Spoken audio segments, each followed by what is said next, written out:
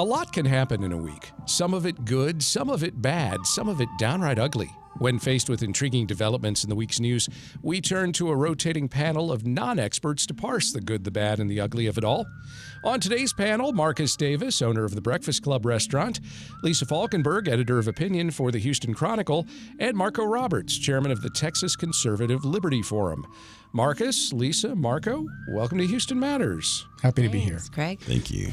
Panel, it's been a week now since millions of Texans were jarred awake at 4:50 a.m. by a blue alert issued after a police officer was shot and injured in Hall County, hundreds of miles from some of the cities that received the alerts, Houston included. In the week since, thousands of Texans have issued complaints, some to the Texas Department of Public Safety, which runs the program, and some to the Federal Communications Commission, which doesn't, though the FCC regulates providers who deliver them. The Blue Alert program was started by Governor Rick Perry and then made law through a bill introduced by then State Senator and now Houston Mayor John Whitmire. It's intended to speed the capture of anyone who kills or injures police. But DPS is only supposed to issue the alerts between 6 a.m. and 11 p.m.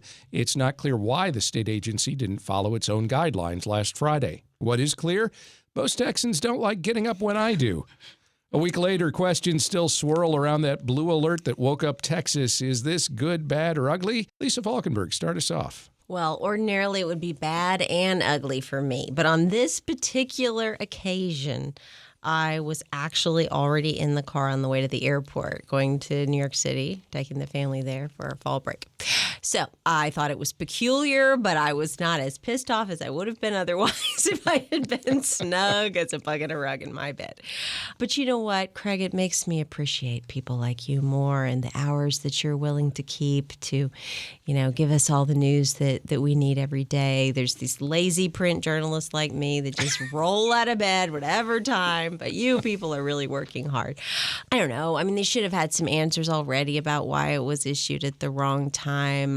I hope efforts are underway to correct this and perhaps limit it geographically. I mean, I think somebody in one of the stories said, hey, this is different than it would be in Rhode Island.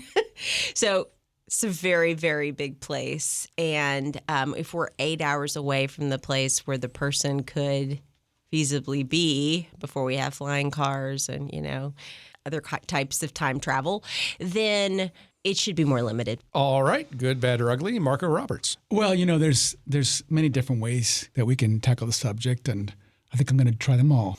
But first of all, I don't think it's a terrible thing, right? It's not a good thing, obviously, but worse things can happen. I mean, it's somebody that made a mistake. Obviously, what does kind of get my goat, and I kind of some would just say why can't they just tell us, right?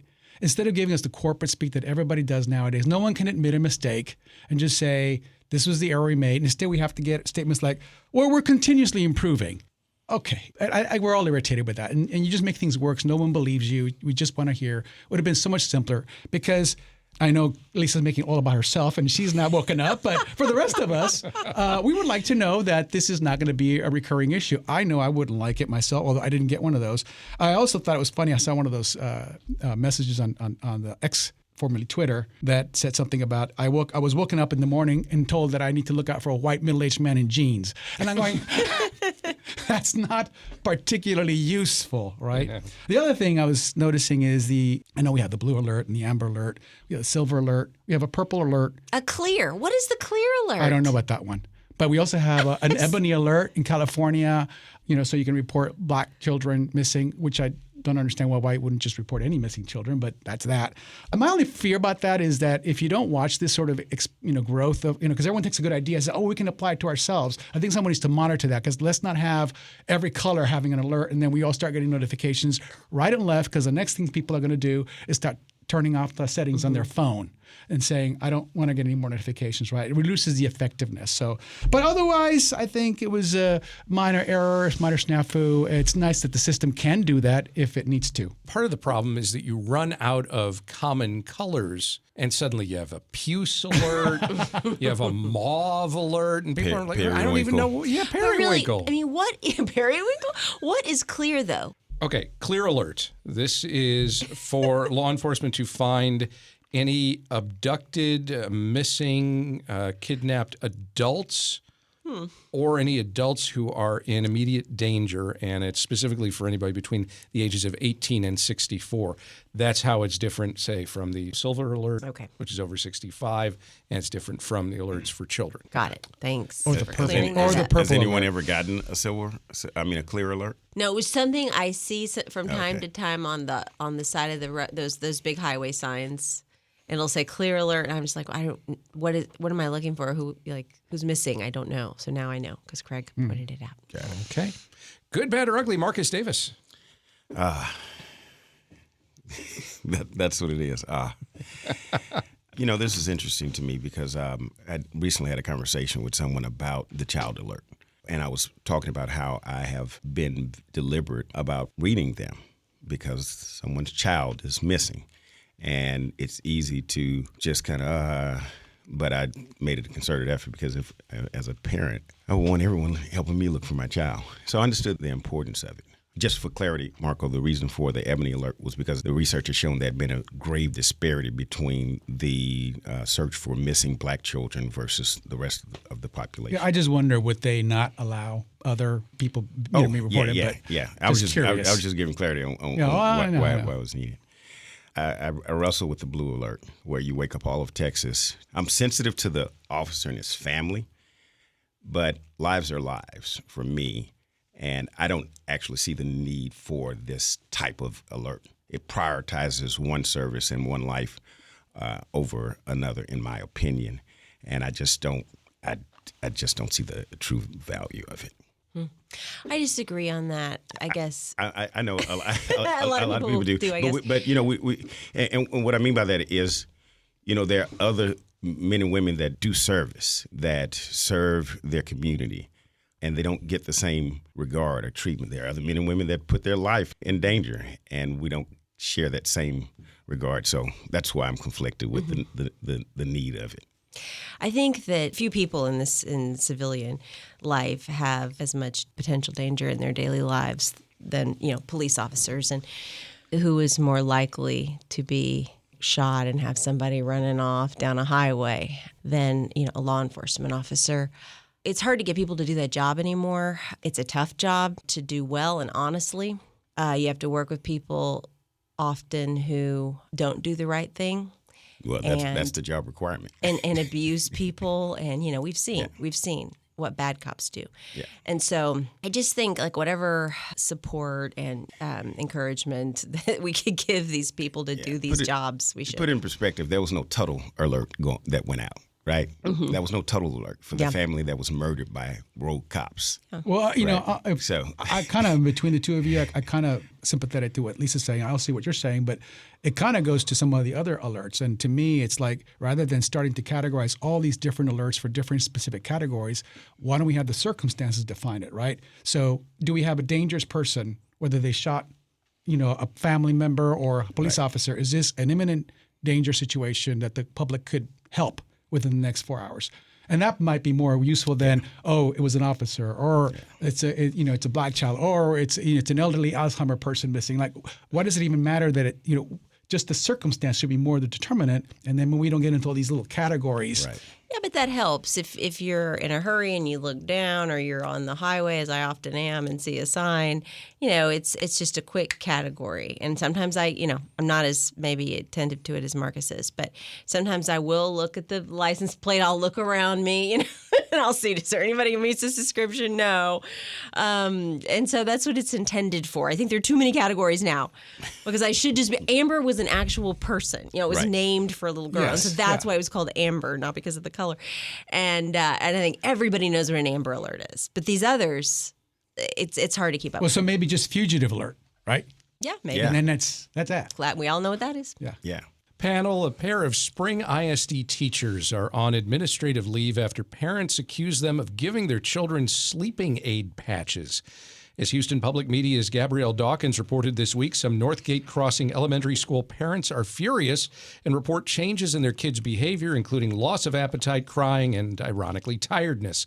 KHOU reports the aids allegedly given out were Peel and Stick Sleep Z patches, which contain melatonin, among other ingredients. Melatonin supplements in the wrong dosage can keep a child from naturally producing melatonin, leading to daytime drowsiness. A Spring ISD statement indicates the staffers were removed from the classroom and that district police are investigating. District board policy states employees are not allowed to give students medication, herbal substances, anabolic steroids, or dietary supplements. Teachers in Spring ISD are accused of giving kids sleeping aid patches. Is this good, bad, or ugly, Marco? Well, I'm going to have to say this is clearly in the bad category. It's not like a terrible situation. Obviously, there's all kinds of things happening right now with the hurricane and other things. It does make you wonder, like, what planet are these people living on? I don't understand how in today's age, if you watch TV and you watch, that anybody thinks that the thing to do with the 4-year-old is to give them a drug or product that's designed for 18 and over, and that's what it says in the indications there. I question what is the hiring process like, because what is, again, the professionalism of this person, and I'm led to understand that it isn't just some teachers, but also what they refer to as paraprofessionals as well, which I had to look up what that was. They just are investigating. They're not sure if they were involved either. Right. So, but apparently, supposedly they were in the room, or I don't know. It just makes me wonder, how do we have these folks in the classroom? What's the vetting process? What's the hiring process? Because this shouldn't even be a question. Good, bad, or ugly, Marcus? Oh, this is beyond ugly. And Marco, you're exactly right. And this lends itself to the lack of seriousness we give to our education system. And shout out to teachers. I'm a former teacher. My mom and dad were both educators. And it's a tough job, but it's not a job that's tough enough for you to make a foolish decision by giving a child something that their parents didn't condone or give to them. That's not their role. That's not their responsibility. But to Marco's point about who's in these classrooms and the oversight that takes place, it speaks to our lack of seriousness with regard to education and the educational system, I believe. You asked about the vetting process.